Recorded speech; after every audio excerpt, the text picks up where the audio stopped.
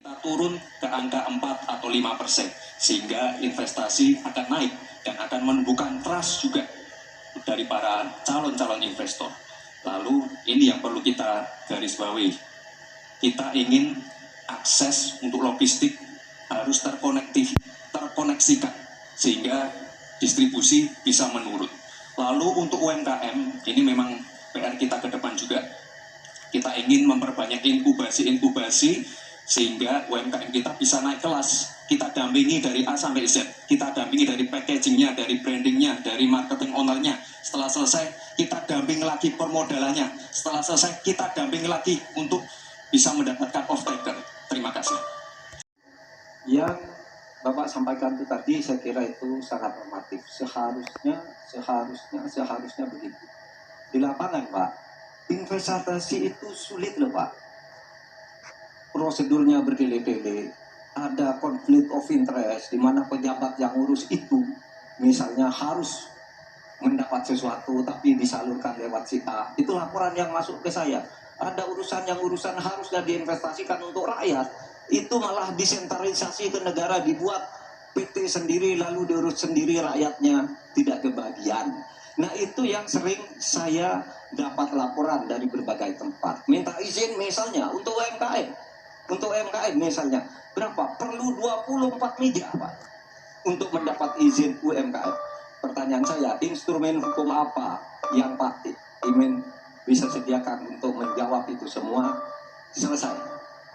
Dan selain kita bantu permodalan dan kapasitas untuk produksi yang meyakinkan para investor masuk, ada prasyarat-prasyarat mutlak yang disiapkan pemerintah. Sekaligus menanggapi Pak Mahfud, kita punya undang-undang Omnibus Law.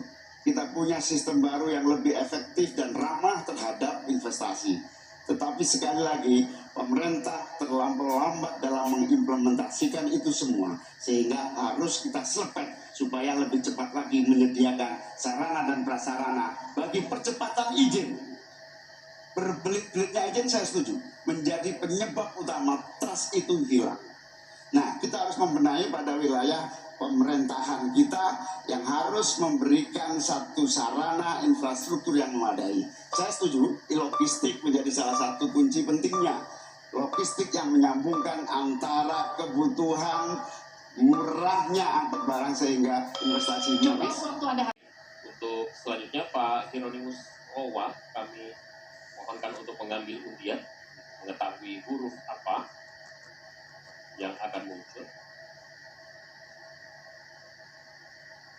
B, ya. Baik, terima kasih. Kita akan ambil dan buka amplop pertanyaan sesuai dengan undian, dan silakan amplopnya masih tersegel. Kami ingatkan kembali, mohon disimak baik-baik karena kami hanya akan membacakan pertanyaan satu kali. Pertanyaan untuk calon wakil presiden nomor urut 2, Bapak Gibran Rakabuming Raka. Untuk subtema keuangan, pajak, pengelolaan APBN dan APBD. Hanya sepertiga APBN yang dapat digunakan untuk membiayai pembangunan. Padahal janji kerja program paslon memerlukan biaya tinggi. Pertanyaannya, mana yang menjadi pilihan prioritas anggaran? Pembangunan infrastruktur fisik atau pembangunan kualitas SDM dan ekonomi rakyat? Waktu Bapak untuk menjawab 2 menit, kita mulai ketika Bapak mulai berbicara. Baik, terima kasih. Tidak semuanya harus menggunakan APBN. Contoh IKN, banyak yang gagal paham. Tidak 100% pembangunan IKN itu menggunakan APBN. Yang digunakan hanya 20%. Sisanya adalah investasi dari swasta dan investasi dari luar negeri. Ini yang banyak yang gagal paham. Lalu kita mengacu ke pertanyaan, infrastruktur fisik atau SDM, dua-duanya penting dan dua-duanya harus dijalankan secara paralel. Karena sekali lagi, untuk menuju Indonesia emas dibutuhkan generasi emas. Kita butuh future talents yang menguasai future skills. Untuk itu, di tingkat SMK misalnya, kita perlu alat-alat yang ada di SMK itu bisa memenuhi kebutuhan zaman, kebutuhan industri, sehingga ketika anak SMK lulus, mereka benar-benar bisa siap kerja, siap menerima tantangan kerja. Lalu untuk fisik tidak selalu harus dari APBN, sekali lagi bisa kolaborasi misalnya dengan swasta, dengan CSR. Jadi tidak semuanya harus dibebani oleh APBN. Lalu apa PR kita ke depan? PR kita ke depan harus bisa menambah penerimaan negara. Untuk itu, kami dari Paslon 2 akan membentuk lembaga badan penerimaan negara yang dikomandoi langsung oleh Presiden. Sehingga nanti ketika berkoordinasi dengan kementerian-kementerian, ini bisa lebih luas. Dan sekali lagi kita ingin menaikkan rasio pajak, sehingga penerimaan negara nanti bisa kita gunakan untuk pendidikan, untuk kesehatan, dan lain-lain. Terima kasih. IKN, dan itu bagus, harus kita laksanakan sebagai warisan dari Pak Jokowi. Tapi tadi saya tergelitik, anggaran untuk IKN itu hanya 20% dari APBN dan sisanya dari investor. Sejauh yang kita baca, sampai sekarang belum ada satupun investor yang masuk ke sana. Coba kalau ada sebutkan misalnya 2 atau 1 gitu, investor mana yang sudah masuk ke sana. Yang saya dengar justru ada ratusan ribu hektar tanah sudah dikuasai oleh pengusaha-pengusaha tertentu sekarang ini. Nah, saya setuju ke depannya itu agar mengundang investor. IKN harus diteruskan, tetapi pendanaannya harus sesuai dengan tujuan semula, bahwa itu sebenarnya mengundang investor. Tapi sekarang ini yang sudah jadi itu semuanya dari APBN, sehingga memang diperlukan langkah-langkah perbaikan agar warisan baik Presiden Jokowi ini bisa kita lanjutkan. Terima kasih, selesai. Huruf B. Perkotaan huruf B.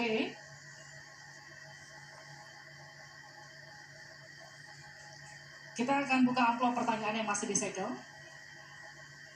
Dan kami kembali ingatkan kepada para calon wakil presiden untuk mendengarkan dengan seksama, karena kami hanya akan membacakan pertanyaan satu-satu. Pertanyaan untuk calon wakil presiden nomor urut 1, Bapak Muhaimin Iskandar. Dengan subtema perkotaan. 56% penduduk Indonesia tinggal di perkotaan dan mencapai lebih dari 70% di tahun 2045. Permasalahan akan semakin kompleks, seperti transportasi publik, sampah, dan kawasan umum. Pertanyaannya, bagaimana strategi paslon menyiapkan instrumen fiskal khusus untuk mengatasi masalah tersebut? Waktu Bapak untuk menjawab 2 menit. Kita mulai ketika Bapak mulai berbicara. Silakan. Terima kasih. Perkotaan ini menjadi kebutuhan untuk terus menjadi bagian dari pembangunan nasional kita. Di antara kebutuhan pokok dari perkotaan ini adalah infrastruktur yang memadai. Dan dalam kerangka agar tidak terjadi penumpukan penduduk di dalam satu perkotaan, maka pembangunan perkotaan harus dibikin merata di berbagai tempat. Kami memiliki satu tekad bahwa di dalam pemerintahan yang akan datang, minimal harus dibangun 40 kota baru yang selevel dengan Jakarta.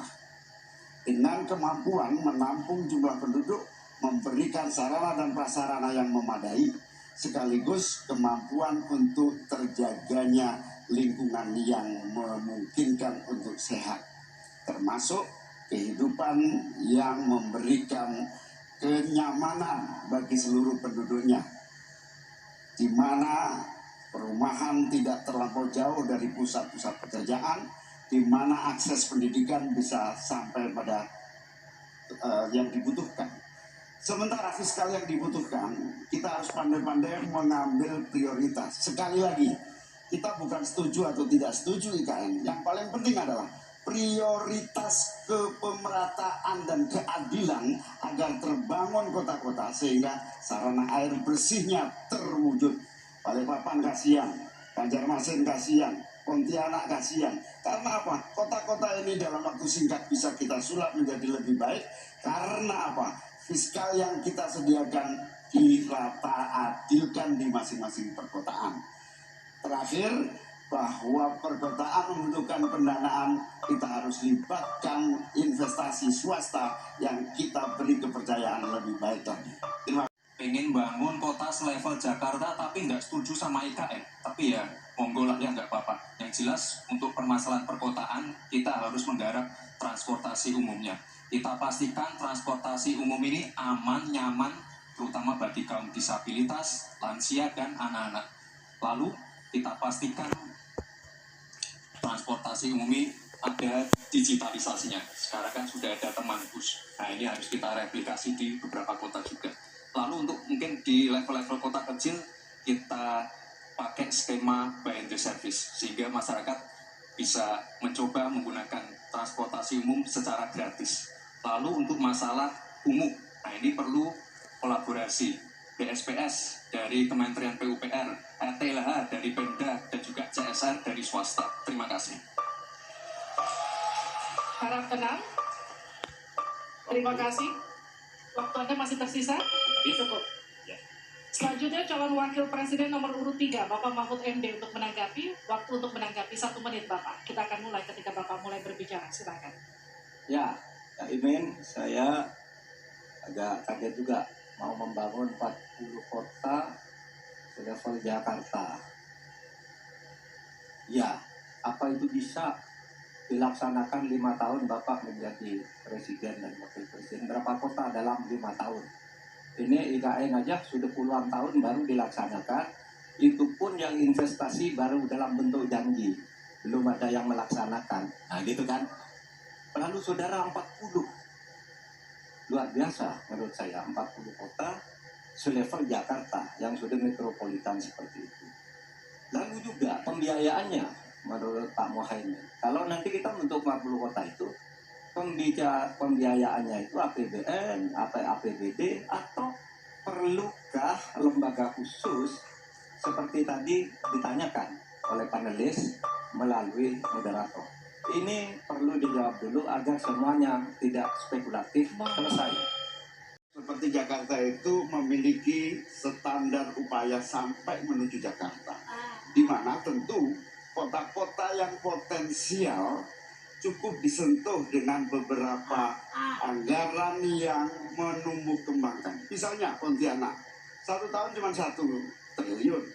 Bagaimana kalau 1 tahun kita bisa investasikan pengembangan kota hingga 3 triliun, 5 triliun. APBN kita cukup. Apalagi kalau seperti yang disampaikan Pak Gibran tadi, melibatkan berbagai cara pembiayaan yang melibatkan baik itu swasta maupun CSR. Jadi apa yang saya sampaikan selevel Jakarta itu target utama. Tetapi yang lebih penting dari itu adalah infrastruktur yang dibutuhkan, dipersiapkan dari potensi yang sudah ada. Sehingga dalam waktu singkat kota-kota 40 kota itu benar-benar sudah menggunakan potensi yang sudah dimiliki yang ada.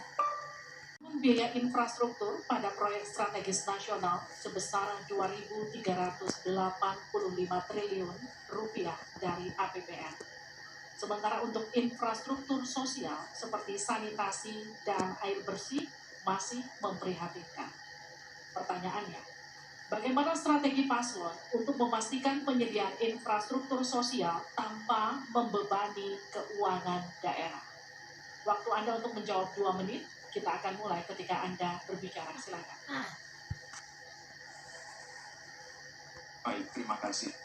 Jika kita bicara masalah sanitasi dan air bersih, ini nanti nyambung ke masalah stunting. Untuk masalah sanitasi, ini perlu kolaborasi banyak pihak. Misalnya apa yang sudah saya lakukan di Solo. Kita membangun IPAL komunal di perumahan padat penduduk. Ini penting sekali. Lalu untuk kebutuhan air bersih, kita juga bekerja sama dengan kabupaten sekitar, misalnya dengan Wonogiri, Klaten, untuk mendapatkan air bersih. Kita juga sekarang sudah ada proyek strategis nasional, membangun beberapa bendungan dan embung. Ini nanti juga penting untuk meneruskan program pengairan nasional yang nanti berguna untuk pengadaan air bersih dan juga untuk mengairi sawah. Ke depan, masalah sanitasi dan air bersih ini penting sekali. Karena kami dari paslon nomor 2 ingin menyiapkan generasi-generasi emas yang sehat dan pintar. Kalau kita mengintervensi masalah stunting, kita juga harus mengintervensi tempat tinggalnya juga. Kita tidak bisa hanya memberikan gizi tambahan untuk ibu hamil dan lain-lain, tapi kita tidak menyentuh rumah tinggalnya. Jadi ini harus dikerjakan secara paralel. Stunting kita kerjakan, pemenuhan gizi kita kerjakan, sanitasi, drainase, air bersih, kawasan kumuh, ini harus kita selesaikan juga secara paralel. Terima kasih. Masih ada waktu? Cukup, Pak? Cukup. Ya, ada infrastruktur sosial, ya itu yang penting. Kemudian regulasi. Bagaimana Anda menyiapkan regulasi sekarang ini agar semua itu bisa berjalan dengan baik?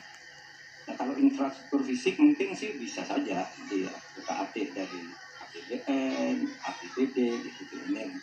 Tapi masalahnya kita punya problem dengan infrastruktur sosial seperti yang ditanyakan tadi. Nah, itu saya kira yang perlu dijelaskan lebih jauh. Selesai. Waktu Anda habis, Pak. Baik, kita akan ke calon wakil presiden nomor urut 1, Bapak Muhaimin Iskandar, untuk menanggapi. Waktunya 1 menit. Infrastruktur yang disampaikan Pak Gibran menjadi bagian dari yang perlu disediakan. Tapi infrastruktur sosial atau infrastruktur kerakyatan, pada dasarnya kita bisa melibatkan semua pihak untuk hadir dan memberikan solusi. Contohnya infrastruktur gedung-gedung sekolah yang memberikan kesehatan, kecerdasan bagi masa depan anak didik kita. Apa yang bisa kita lakukan? Misalnya, kita bebaskan pajak buat seluruh penyelenggara pendidikan supaya fiskalnya terpenuhi, supaya pendidikan bisa terjangkau, sehingga semua bentuk pendidikan, semua bentuk yang berkaitan dengan pencerdasan kehidupan masyarakat kotanya, maka dibebaskan pajaknya. Ini seperti yang sudah dilakukan di Jakarta, yang ini bisa kita tarik ke tingkat nasional. Infrastruktur sosial tercipta dengan pemerintah memberi fasilitas yang memadai. Cukup, Bapak? Cukup. Baik. Gus Muhaimin kurang paham dengan apa yang sudah saya paparkan. Saya tadi juga bicara masalah infrastruktur sosial, stunting itu loh, Pak. Ya, tapi nggak apa-apa. Saya perjelas lagi. Kita punya program makan siang gratis. Banyak yang nyinyir, tapi sekali lagi, Pak, program makan siang gratis ini adalah investasi menuju Indonesia emas. Program makan siang gratis 400T ini adalah stimulan untuk ibu-ibu, warteg-warteg, warung-warung, catering-catering yang ada di daerah. Bayangkan 400T mengucur ke daerah-daerah. Semua ibu-ibu ikut memasak makan siang untuk anak-anak kita. Itu, Pak, yang saya maksud dengan infrastruktur sosial. Program makan siang gratis, investasi ke depan untuk menuju Indonesia emas. Terima kasih. Dengan subtema perdagangan. Untuk meliberalisasi perekonomian, Indonesia telah meratifikasi lebih dari 25 perjanjian perdagangan bebas. Tetapi pemanfaatannya belum optimal untuk mendorong ekspor dan investasi. Pertanyaannya, bagaimana strategi paslon untuk mengoptimalkan pemanfaatan perjanjian-perjanjian tersebut guna meningkatkan ekspor dan memperkecil defisit neraca perdagangan? Waktu Bapak untuk menjawab 2 menit, kami persilakan ketika Bapak mulai berbicara. Baik, menurut saya untuk mengoptimalkan pemanfaatan perjanjian pada sekalian, saya dan Mas Ganjar kebetulan Ganjar Mahfud ini sudah berdiskusi lama tentang ini. Sekurang-kurangnya ada 3 hal yang menjadi strategi kami. Pertama, mengutamakan diplomasi ekonomi. Sehingga para duta besar yang ada di luar negeri itu, menurut Pak Jokowi pada saat awal-awal kami dilantik, duta besar itu adalah duta ekonomi. Optimalkan diplomasi ekonomi dengan negara-negara lain. Yaitu. Kemudian yang kedua, juga kami akan melakukan perdagangan untuk mengintegrasikan perdagangan perdagangan nasional kita ini ke perdagangan global, sehingga memenuhi standar-standar internasional untuk setiap apa yang kita punyai mau dimasukkan ke dunia global itu sudah jelas standarnya bisa diterima gitu. Dan kita juga membuat regulasi di sini agar tidak misalnya upaya perdagangan kita lalu diblokir atau dicurangi oleh teman-teman kita sendiri, pelaku-pelaku ekonomi di dalam yang berintegrasi atau berkoalisi dengan pejabat-pejabat publik.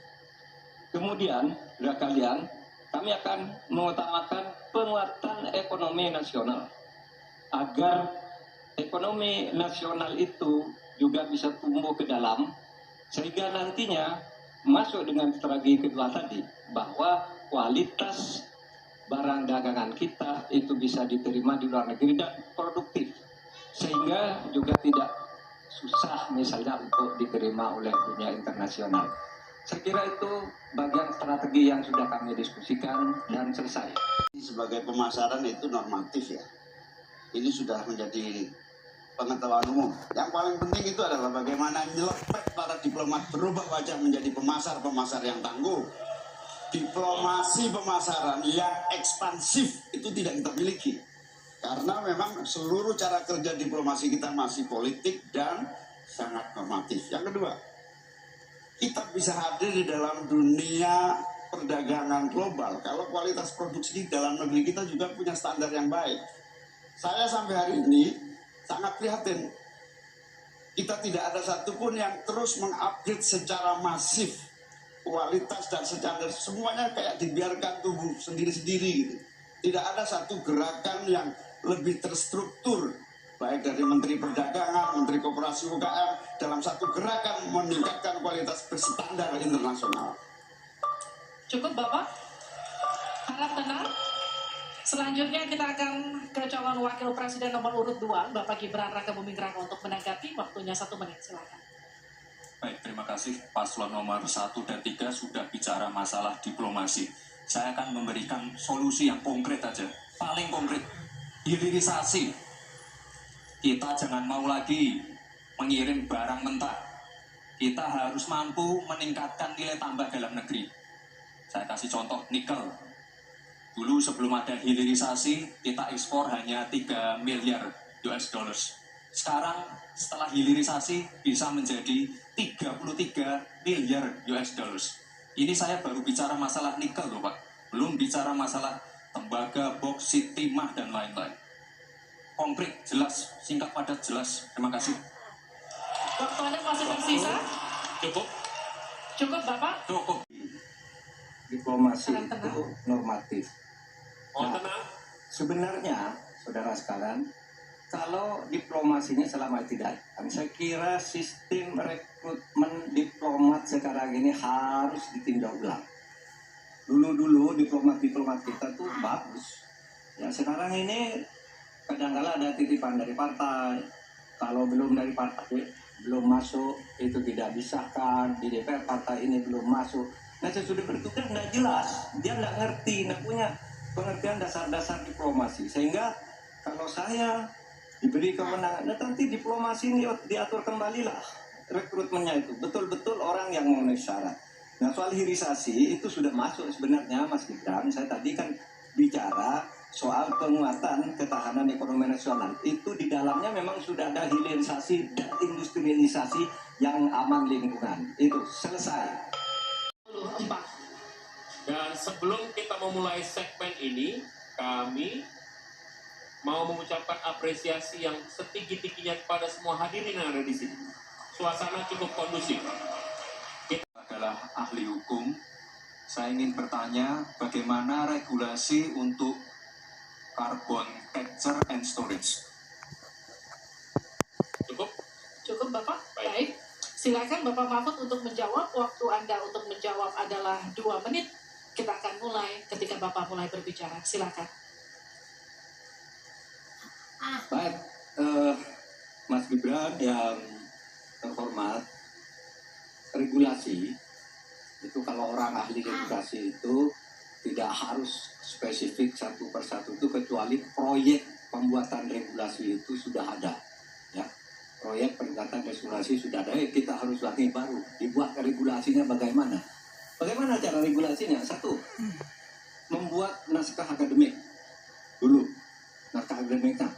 Naskah akademik itu kalau mengikuti pola yang sederhana aja, pakai aja kasus RTP namanya. Kalau di dalam ilmu perundangan itu, misalnya regulasi yang sudah ada bagaimana, kalau belum ada bagaimana, kemudian opportunity-nya bagaimana, kemudian kapasitas lembaganya bagaimana, kemudian komunikasi publiknya bagaimana, kemudian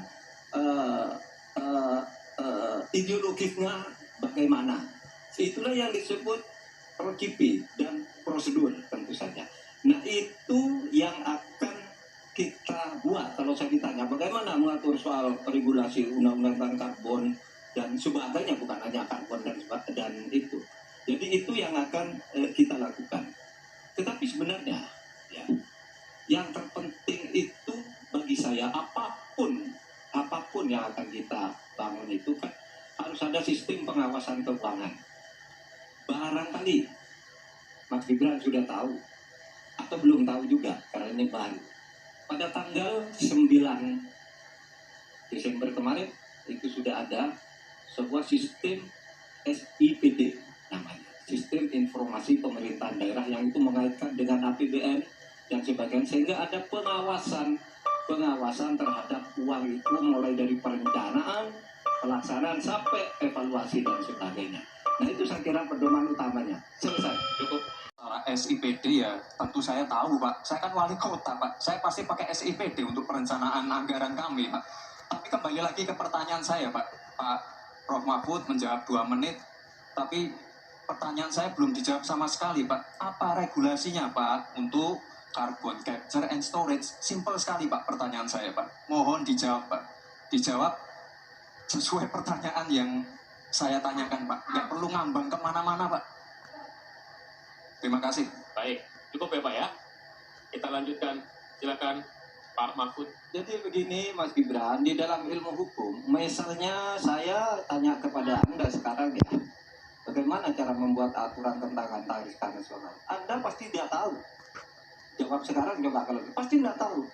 Karena karena hukum itu perlu, masalahnya dulu apa yang mau dibuat, itulah kemudian menurut naskah akademik, menurut peraturan yang sekarang ada di dalam Perpres itu disebutkan buat naskah akademik. Nah akademik itu nanti dinilai bersama lalu dibahas gitu rame-rame. Nah naskah akademik itulah yang akan menentukan bagaimana prosedur, kemudian bagaimana sebenarnya materi-materi yang diperlukan untuk itu, apakah ini sudah ada yang ngatur cuma namanya berbeda atau tidak.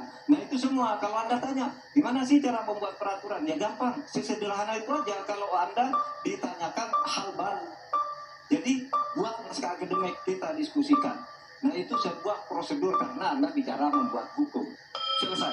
Baik. Mohaimin, saya melihat ya visi, di dalam visi misi Anda itu ada rayaan ICOR 45, efisiensi akan meningkat. Nah Pak, kalau itu bisa dicapai seperti di tahun 89, 91, maka pertumbuhan ekonomi kita ini bisa mencapai 7% deh. Kalau 4 saja, Anda punya visi targetnya itu ICOR-nya 4 sampai 5.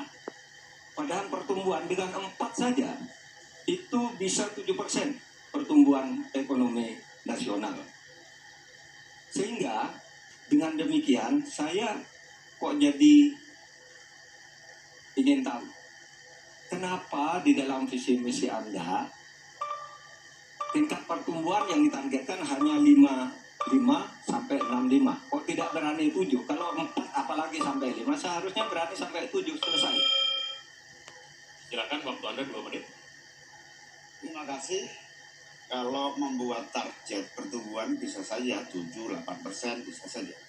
Tetapi yang ingin kita wujudkan adalah pertumbuhan yang berkualitas dan inklusif, di mana setiap pertumbuhan itu memiliki apa yang disebut sebagai dampak langsung di dalam penyerapan tenaga kerja, di dalam peningkatan pendapatan masyarakat, di dalam satu percepatan pemerataan pembangunan. target 5,5 sampai 6% itu dengan kalkulasi agar kalau kita tidak terlampau realistis, kita khawatir ujung-ujungnya utang luar negeri lagi. Utang luar negeri yang terlampau banyak ini mengakibatkan beban bukan hanya pemerintahan hari ini, tetapi juga anak turun kita akan mengalami banyak beban utang yang panjang. Salah satunya adalah bagaimana agar APBN kita sehat. Sekarang saja presentasi 3.000 triliun APBN aja untuk membayar utangnya cukup tinggi, sehingga mengurangi tidak kurang dari 20% APBN kita untuk membayar utang luar negeri. Sehingga target yang berjumlah 5,5% sampai 6,5% itu realistis, yang akan tidak membebani bagi proses pembangunan kita di masa yang akan datang.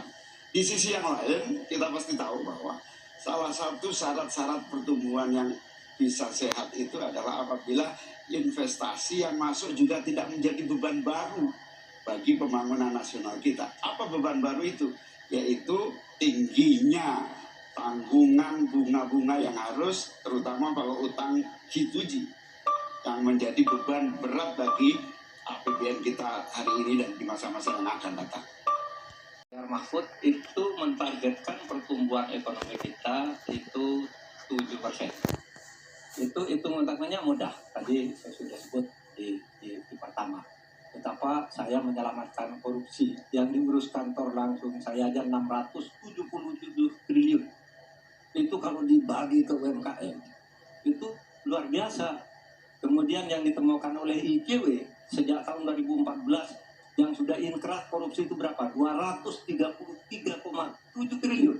Nah ini kalau kita pangkas melalui penegakan hukum yang benar, ini bisa mencapai 7. Tapi Anda menyimpang dari rumus yang selama ini terjadi. Kalau Anda berani dengan ekor 4 saja, Anda pasti bisa 7%. Pasti bisa 7%, apalagi 4 sampai 5. Anda mengatakan segini, tapi pertumbuhan ekonominya cuma 5,6. Secara matematis agak kurang tepat. Selesai. Pemberantasan korupsi yang membawa pemasukan bagi APBN kita, menjaga kebocoran APBN kita, tapi juga pendapatan negara bukan pajak yang juga menjadi bagian dari andalan. Akan tetapi kita juga harus realistis bahwa 7% itu bisa jadi cuma omong kosong, di mana kenyataannya setelah APBN kita jalan sampai hari ini aja 5% yang diterapkan oleh pemerintah hari ini juga masih mengalami banyak kontraksi. Dalam arti utang luar negeri masih menjadi andalan utama, sekaligus kita juga menyaksikan bagaimana 5% itu realnya di lapangan tidak sampai 5%. Sehingga saya khawatir kalau target 7% itu dipaksakan, ujungnya bukan pertumbuhan yang sehat, tetapi pertumbuhan semu yang keropos. Pak Gibran ini telah berhasil menjadi wali kota sekaligus pengusaha yang sukses. Bahkan berbagai proyek-proyek besar telah berhasil dibangun di Solo. Ini menjadi prestasi, tetapi kita ingin prestasi ini ditularkan kepada yang lain. Saya ingin Pak Gibran menyampaikan tips and tricks agar bupati, wali kota, dan pemerintah daerah yang lain bisa belajar agar proyek-proyek besar bisa dimasukkan di kota Solo. Bagaimana caranya ini? Tenang. Cukup? Cukup. Baik. Silakan waktu Anda. Pak Gibran, waktu Anda 2 menit untuk menanggapi. Baik, Gus Muhaimin, saya jelaskan ya. Sekarang Indonesia itu sudah memulai yang namanya pemerataan pembangunan. Yang dibangun bukan hanya Solo saja. 53% investasi kita sudah ada di luar Jawa. Kalau kita pengen fair ya Gus, jumlah jumlah proyek, jumlah anggaran yang digelontorkan ke Solo sebelum saya jadi wali kota itu lebih besar. Saya tahulah ini arah pertanyaannya kemana, tapi yang jelas ini Gus, apa yang sudah dibangun Yang kita lihat bukan bangunan fisiknya saja, tapi kita lihat impact-nya ke warga. Bangun masjid menggunakan CSR dari Abu Dhabi. Impact-nya apa? UMKM kita sekarang melesat, wisata kita melesat. Kemarin waktu Idul Fitri, kunjungan wisatawan ke Solo melebihi Jogja. Itu impact-nya. Lalu kita lihat, kita punya kebun binatang Solo Safari, tidak pakai APBN. Masjid tidak pakai APBN. Tapi impact-nya apa? Impact-nya ke masyarakat. Jadi yang kita lihat ini Gus, tidak perlu tendensius seperti itu. Kita lihat impact-nya ke warga seperti apa. UMKM meningkat, kesejahteraan meningkat, lapangan pekerjaan terbuka. Itu yang kita lihat Gus. Jadi tidak melihat, oh ini dia anak emas kan. Enggak. Pemerataan pembangunan itu sudah terjadi di mana-mana, bukan hanya di Solo. Dan itu fakta loh Gus. Proyek di Solo sebelum saya menjabat itu lebih banyak. Fakta itu. Terima kasih. Tenang. Saya itu tanya tips and triknya agar investasi ataupun proyek-proyek besar bisa di sana. Sebab saya lihat itu ada 32 proyek pemerintahan pusat, ada juga berbagai program-program yang luar biasa, patut kita banggakan. Dibandingkan dengan misalnya Kota Madiun yang hanya 11%, Cirebon hanya 7%, Tasikmalaya. Kita ingin triknya apa? Sehingga akses pendanaan pembangunan itu bisa bersifat adil dan merata. Bukan hanya di satu kota, tapi berada di seluruh. Ini yang menjadi catatan saya adalah keadilan dalam melaksanakan APBN. Kalau kita jadi pemerintah pusat nanti, tugas kita adalah membagi secara adil seluruh proyek-proyek nasional kita. Cukup. Silakan Pak Gibran untuk menanggapi. Waktunya 1 menit, silakan. Mohon tenang. Baik Gus, saya jawab lagi. Sebelum ada proyek dari pusat masuk, kita para wali kota ya harus menyiapkan yang namanya readiness kriteria. Kalau nggak ada itu, nggak mungkin proyek itu masuk. 2, kita sebagai wali kota harus menyiapkan hal-hal non teknis, relokasi, nego dengan warga-warga, bantaran sungai, bantaran rel kereta api. Itu Gus, 1. Lalu kita juga harus berkolaborasi, tidak semuanya pakai APBN. Ada yang pakai APBN plus APBD plus dibantu, saya sering dibantu Pak Ganjar, gubernur saya. Ini kolaborasi. Jadi tidak semuanya APBN, ini kolaborasi, ada CSR juga, ada BUMN juga, ini kolaborasi. Dan sekali lagi sebelum itu masuk, kami para wali kota menyiapkan readiness kriteria, itu. Jadi ya saya kira ini cukup fair Gus. Ayo mana pendukung? Tadi pertanyaannya itu carbon capture itu nanti debat keempat tanggal 21 Januari. Tapi saya tahu itu kan untuk menghindari tidak adanya regulasi sekarang ini agar tidak lagi terjadi penggundulan karena food estate seperti yang terjadi. Saya sekarang mau bertanya dalam topik ini. Di dalam visi dan misi Anda disebut kalau rasio pajak dinaikkan menjadi 73%. Dalam simulasi kami, angka itu hampir tidak masuk akal.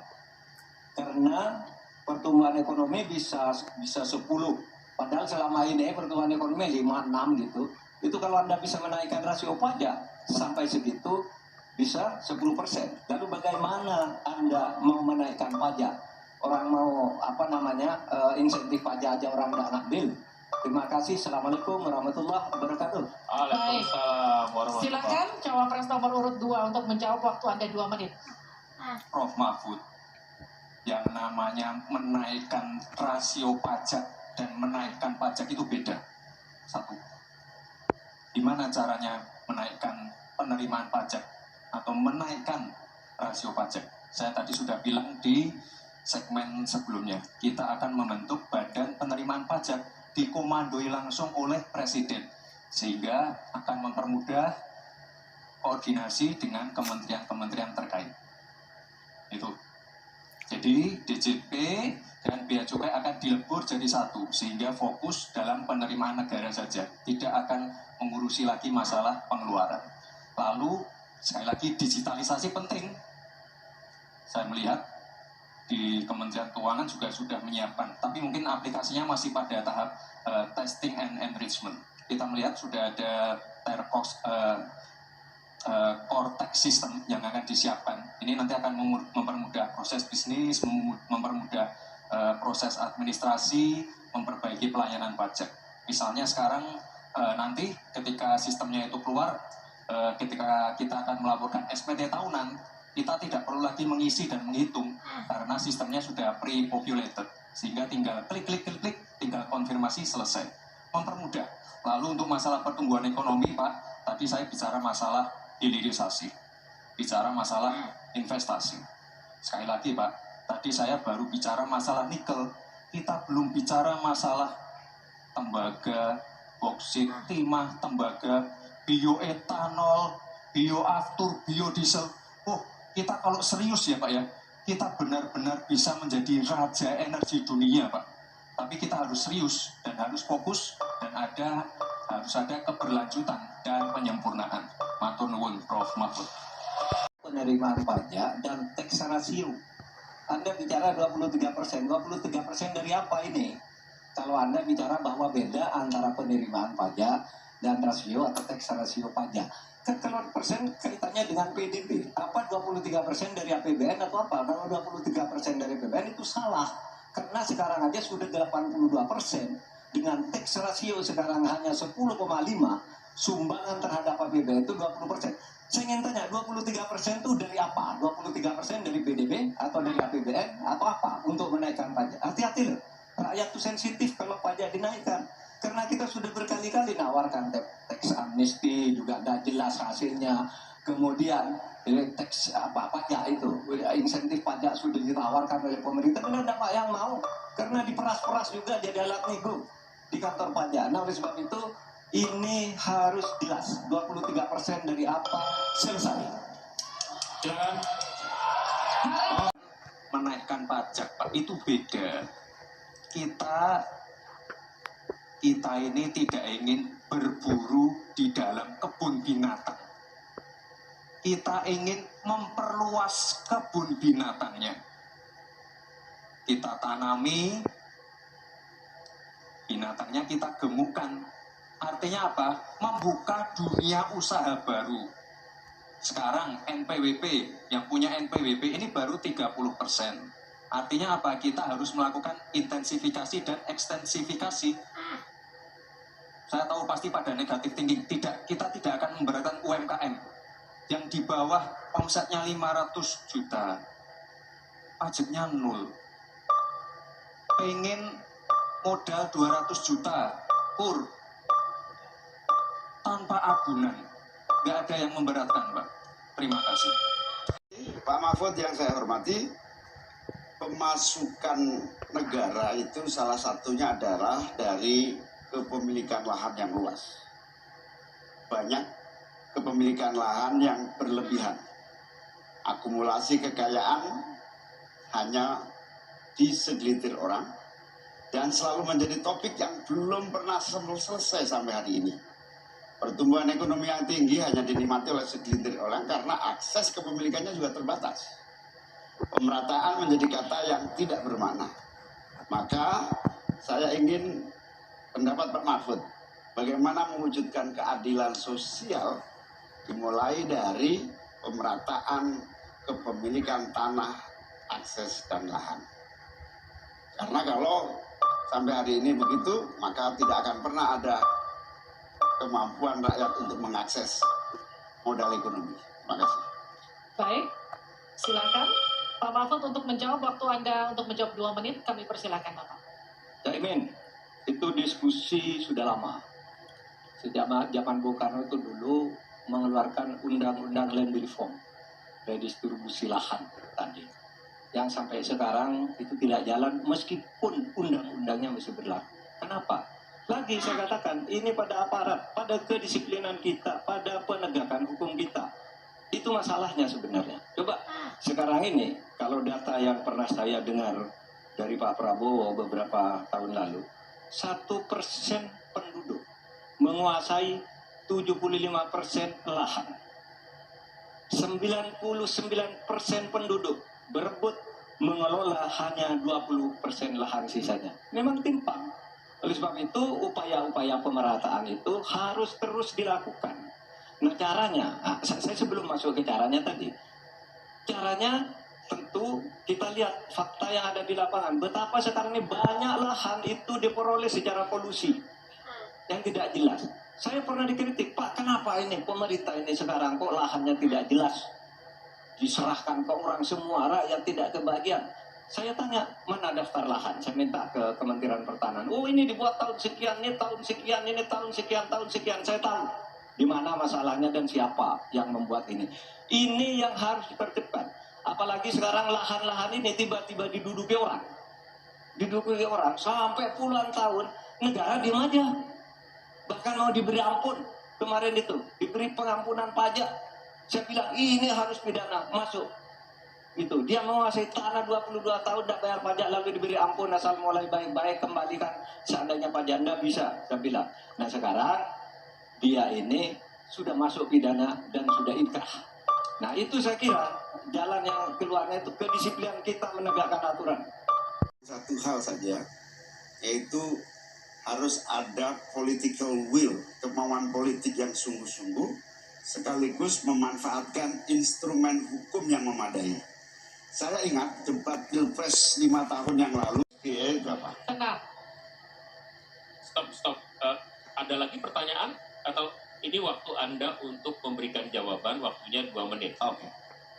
Kalau Anda menggunakan untuk bertanya, waktu akan habis. Tidak apa-apa? Tidak apa-apa karena Oke. saya tidak pernah mendengar istilah SG. Siap. Kami persilahkan. Di stop, kita alihkan ke Mengembangkan ekonomi syariah, keuangan syariah. Otomatis kita harus ngerti juga masalah SGE. SGE itu adalah State of Global Islamic Economy. Misalnya sekarang yang sudah masuk peringkat 10 besar adalah makanan halal kita, skincare halal kita, fashion kita. Nah, itu yang saya maksud, Gus. Dan ya mohon maaf kalau pertanyaannya agak sulit ya, Gus. Terima kasih. Harap tenang. Tenang. mohon kerjasamanya. Waktu Anda, Pak Muhaimin, 1 menit untuk menanggapi. Terima kasih. Memang pertanyaan ini sungguh penting karena Indonesia dengan jumlah umat Islam yang terbanyak di dunia, sekaligus bukan saja sebagai pasar ekonomi syariah, pasar pariwisata halal, pasar perbankan syariah, tapi sekaligus punya potensi menjadi pusat ekonomi syariah dunia. Nah, posisi kita yang masih di bawah ini membutuhkan langkah-langkah penting agar yang disebut SGE ini menjadi kita menaikkan peringkat kita. Ada beberapa hal yang bisa kita lakukan. Yang pertama, yang harus dilakukan pemerintah adalah menyiapkan seluruh perangkat regulasi agar tumbuh kembang seluruh industri halal, termasuk bagaimana membantu sertifikasi secara murah bahkan gratis, terutama bagi UMKM kita. Habis waktu. Tangan orang yang baik bisa jadi selepet atas ketidakadilan dan kecurangan. Yang tidak ada dalam kebijakan ekonomi kita saat ini adalah keberanian untuk mewujudkan aturan main yang adil dan keberanian untuk berpihak kepada rakyat. Itulah kenapa kami menggagas Slepetnomics sebagai solusi ekonomi kita. Segala ketidakadilan kita selepet. Slepetnomics adalah gagasan ekonomi yang sudah diuji oleh para pakar dan berbasis pada pengalaman batin dan juga pengalaman rasa. Ke depan, proyek yang menyedot begitu banyak uang rakyat hanya untuk memenuhi selera tertentu, kita harus selepet. Kita hadirkan perubahan berupaya berupa pemerataan dan pembangunan kota-kota dan desa-desa di seluruh Indonesia. Ke depan, kecurangan pembuat aturan yang merangkap sekaligus pemain bisnis harus kita selepet. Kita bangun kesetaraan bagi semua pelaku usaha untuk maju bersama. Dengan Selepetnomik kita pastikan pembangunan ekonomi Indonesia dikerjakan pakai hati, pakai otak. Sekali lagi, pembangunan Indonesia dilaksanakan pakai hati, pakai otak. Mari kita berdoa, semoga insya Allah saya dan Mas Anies memimpin Indonesia, kita kerjakan pembangunan dengan menggunakan pakai hati, pakai otak. Semoga kita senantiasa diberi kekuatan untuk mewujudkan perubahan bagi bangsa kita. Amin. Indonesia ini negara besar. Kita harus bersyukur di tahun 2020 sampai 2030 nanti kita akan mendapatkan bonus demografi. Saat itulah sebagian besar penduduk kita ada pada usia produktif. Ini kesempatan kita untuk meningkatkan produktivitas nasional. Peluang untuk menuju Indonesia emas makin terbuka lebar. Tapi Bapak Ibu yang saya hormati, teman-teman sesama anak muda, ingat, kesempatan ini hanya datang sekali. Kesempatan ini tidak akan terulang lagi. Untuk itu kita harus kerja keras, kerja fokus, berani melakukan lompatan. Saya ucapkan terima kasih kepada Pak Prabowo yang sudah memberikan saya kesempatan untuk ikut andil dalam kontestasi ini. Saya sangat bangga sekali saya menjadi bagian dalam perjalanan menuju Indonesia emas. Saya ucapkan terima kasih juga Prof. Mahfud, Gus Muhaimin. Saya sangat senang sekali bisa satu panggung dengan orang-orang hebat seperti ini. Senang sekali anak muda bisa bertukar pikiran dengan ketua umum partai dan seorang profesor. Sekali lagi, terima kasih. Anak-anak muda harus saling mendukung, anak-anak muda harus saling bergandengan tangan. Saya yakin Indonesia emas bisa tercapai. Terima kasih. Wassalamualaikum warahmatullahi wabarakatuh. Selamat Natal dan Tahun Baru. Baik. Kami Ganjar dan Mahfud ingin memastikan untuk menyelenggarakan negara yang bersih melalui penegakan hukum tanpa pandang bulu. Ganjar Mahfud menyiapkan 21 program unggulan senilai 2.500 triliun rupiah selama 5 tahun, yaitu 1. 17 juta lapangan kerja, 1 desa, 1 fasket, 1 nakes, 3 uang saku kader posyandu, 4 10 juta hunian, punya rumah semudah punya motor, 5 sekolah dapat gaji, lulus pasti kerja, 6 1 keluarga miskin, 1 sarjana, 7 perempuan maju, 8 buruh naik kelas, 9 kuliah gratis untuk anak prajurit dan bayangkara, 10 mudah berusaha termasuk UMKM dan koperasi, 11 masjid sejahtera, pengurus masjid terlindungi, 12 guru ngaji dan guru agama lain digaji, pasokan pangan aman, harga enak di kantong, lansia bahagia, anak cucu gembira, 15 petani bangga bertani, 16 di laut kita jaya, nelayan sejahtera, 17 disabilitas mandiri berprestasi, 1 desa 1 mobil akses, 18 internet super cepat, gratis dan merata, 19 bansos pasti lanjut tapi harus tepat sasaran, 20 sikat KKN, dan terakhir KTP Sakti. Segala kebijakan pemerintah harus mengutamakan kemakmuran dan kesejahteraan rakyat, termasuk memelihara fakir, miskin, dan anak terlantar seperti ketentuan pasal 34 ayat 1 Undang-Undang. Semoga niatan baik dan keikhlasan kami mendapat ganjaran ilahi dan tercatat di Lauhil Mahfuz. Selesai.